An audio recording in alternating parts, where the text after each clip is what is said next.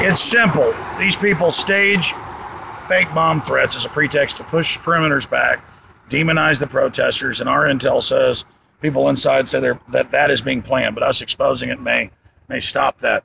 But you'll see a lot of other stuff going on as well. This is standard operating procedure. All this stuff is staged, and that's what we've been breaking down here tonight. We're just out here walking around this evening around the perimeter to give people some shots ahead of the Bilderburg folks starting to arrive sometime after noon tomorrow, 2 o'clock Eastern, and they'll start arriving. Some will probably even sneak in tonight.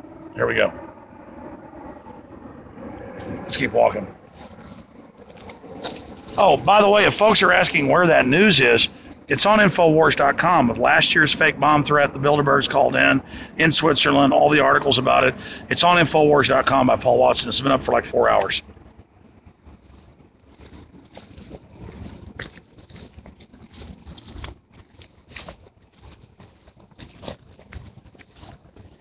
Yeah, here's the service entrance. Doesn't this drive around it, Richard? I don't remember. Well, it doesn't go around it. I think it goes into the service area where that bus is, on the loading dock.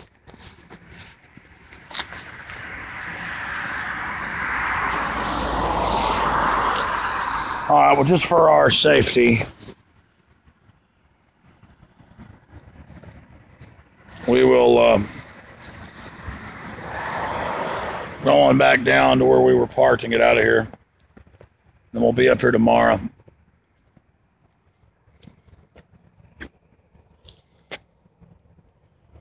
Let's go ahead and go back. Come on. We can talk about it. Here, come on, guys. Make any observations you've got for all the viewers that are tuned in right now about what you think we're going to see happen tomorrow. Hopefully, I think we see thousands of protesters show up, especially those watching right now, make an effort. So get down here and be part of this protest. The real global elite, the real global criminals. Yeah, exactly. Confronting the real power structure. And I think we're going to see the usual police state shenanigans. Different uniformed cops of all sorts doing antics. I mean, we say it seems like last year, but 4 years was a while back. Back then, people were ready to believe in a candidate like Obama. But this year, whether it's Obamni or Robama, as you've been calling it, Alex, I don't know how they're going to sell Obama 2 or Mitt Romney, 2 of the phoniest candidates ever. People are fed up with this, and they're ready for a real return to our Constitution and Republic. Yeah, and the globalists think a bunch of police state stuff's kind of let them win this fight against America and free humanity. It's not going to work. People who really know what's going on, a lot of them are aware of the global agenda. Even those who aren't very well informed have still caught on at kind of the Tea Party level that something ain't right. That it's a big game in Washington. Yeah, it's just a bunch of out-of-control crooks is what's happened. And they keep saying it's for national security. We're taking your rights because of Al-Qaeda, which publicly works for them. That's like today we went over to WorldNet Daily because they invited us over, a really nice place here. They do a lot of good work, and I was just breaking down to them, this stuff's all really happening. They're like, yeah. I mean, people are really starting to wake up all the way, you know what I mean? Yeah, the game's changing. Yeah. I just want freedom for my family in the future. But what about those cops this morning? You were there. I mean, they were nice 4 years ago, refreshingly compared to most police departments, but these guys today were really nice. Yeah, and they look like they had looked up what you told them to look up 4 years ago, and I don't know if they're informed or if they've just seen the corruption here in the evil Washington swamp city, outskirts of it anyway. Really weird. Evil swamp city. It's pretty around here, though, for a swamp city. Wasn't that true? Didn't they fill in a swamp? Yeah, it was a swamp. It was a swamp, yeah.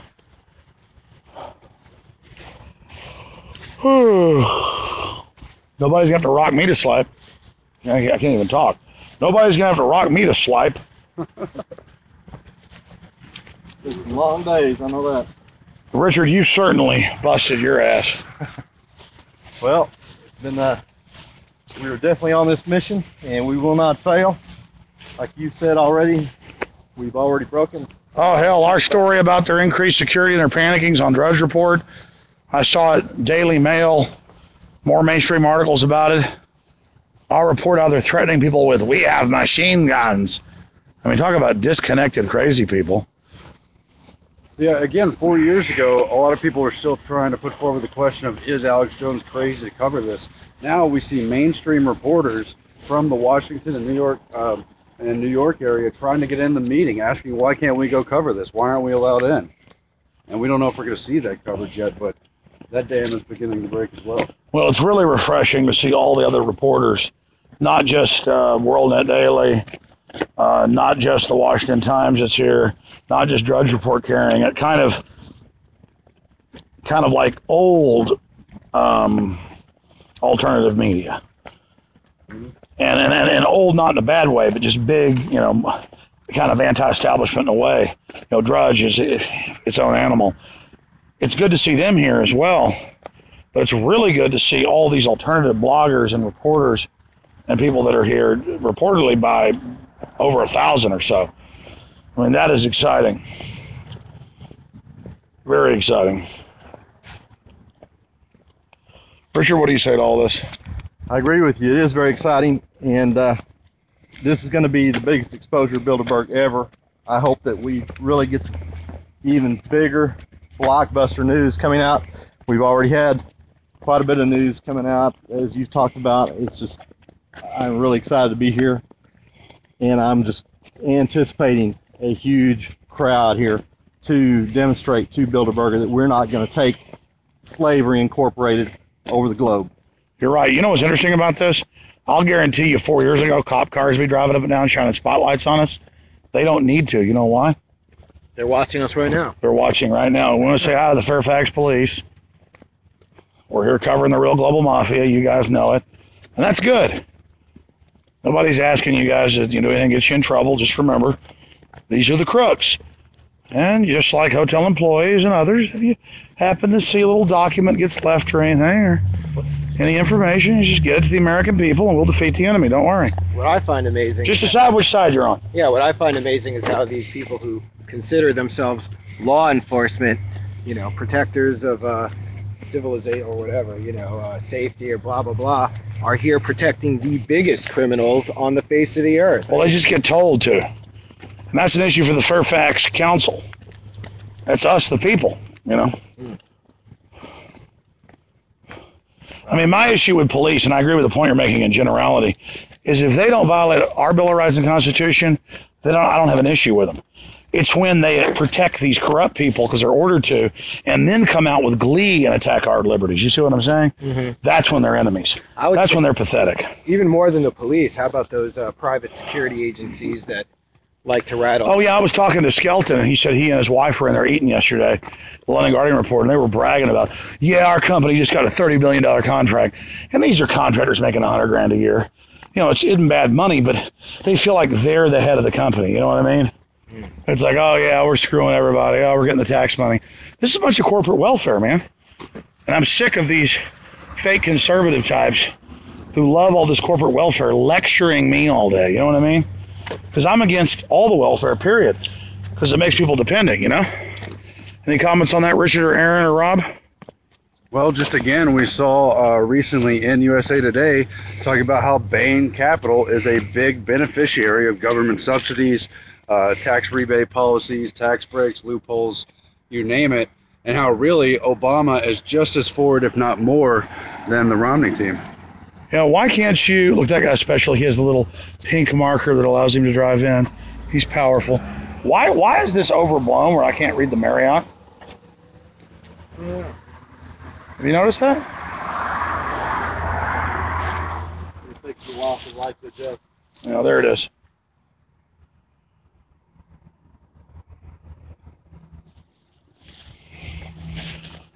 But that's where this is all going. They have the libertarians who are nice but aren't sophisticated.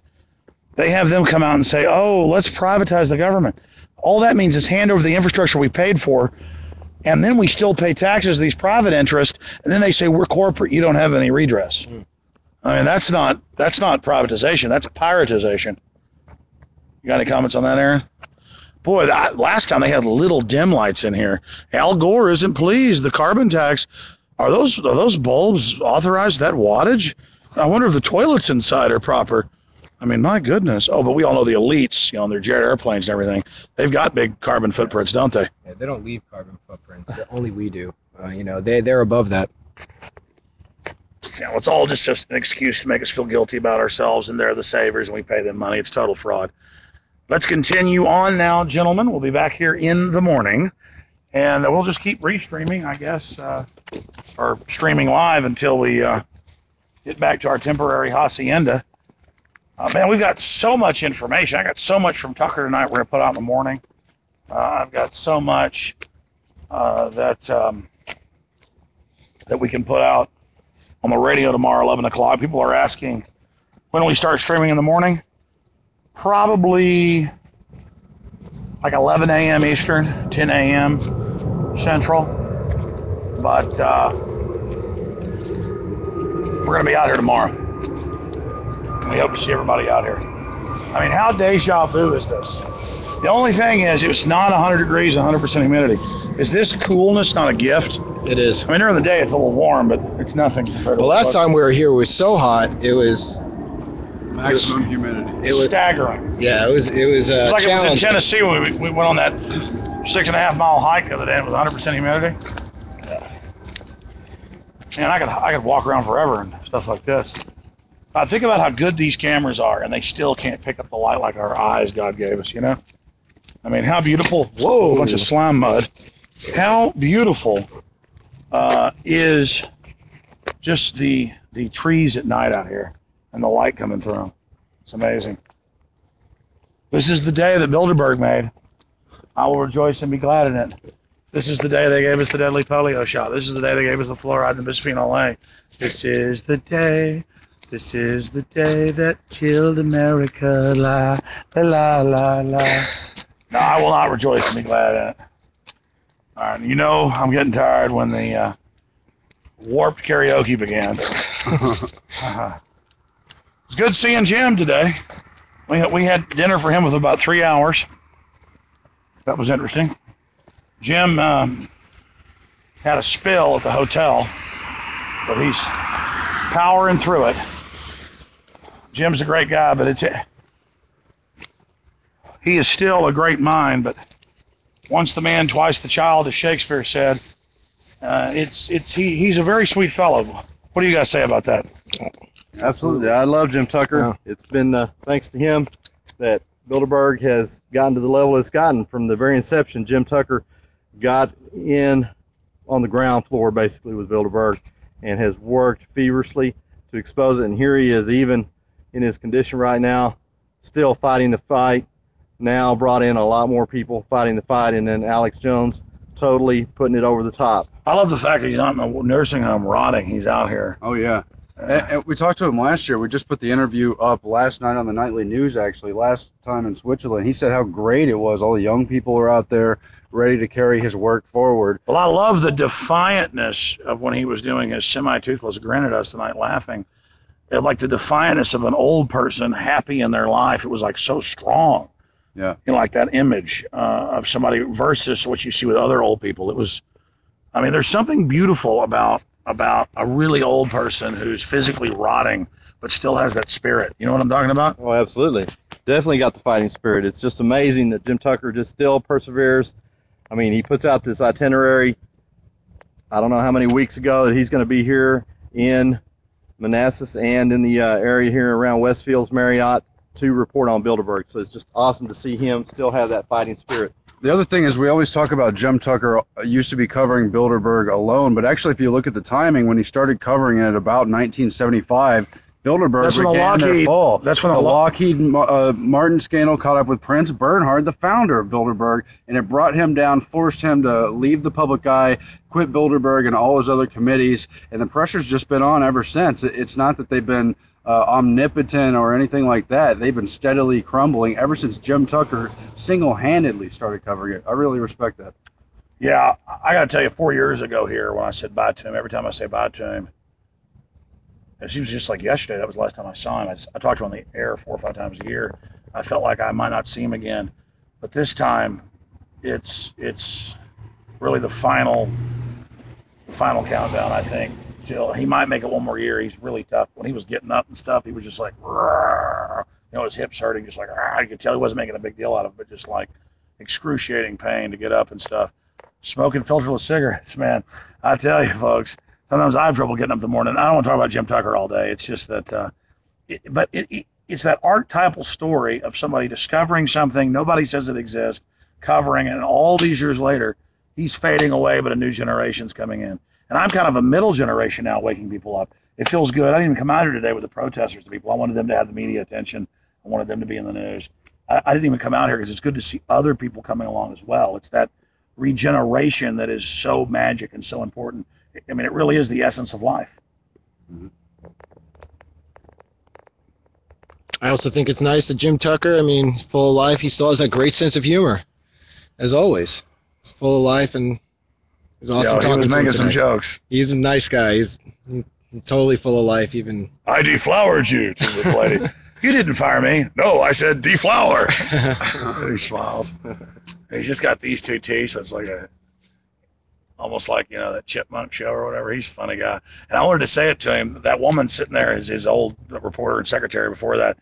And his eyes are going back and forth. I want to say, you look like a French bulldog. Your eyes are, they go back and forth. And she goes, I know what you're going to say. He looks like a puppy dog. No, we're still going. We're still going? We're still going. Anyways, telling the puppy dog stories about Jim Tucker now.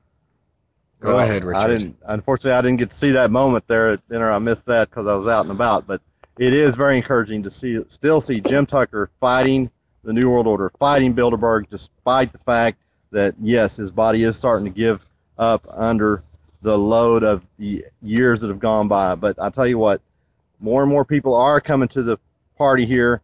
More and more people are going to show up here at this Bilderberg and expose it bigger and badder than ever. Well, that's what matters in life, is perseverance and passion and enjoying your work. The globalists try to make us feel all empty and make our world, the television, all that fake garbage that's designed to make you hollow and only two-dimensional.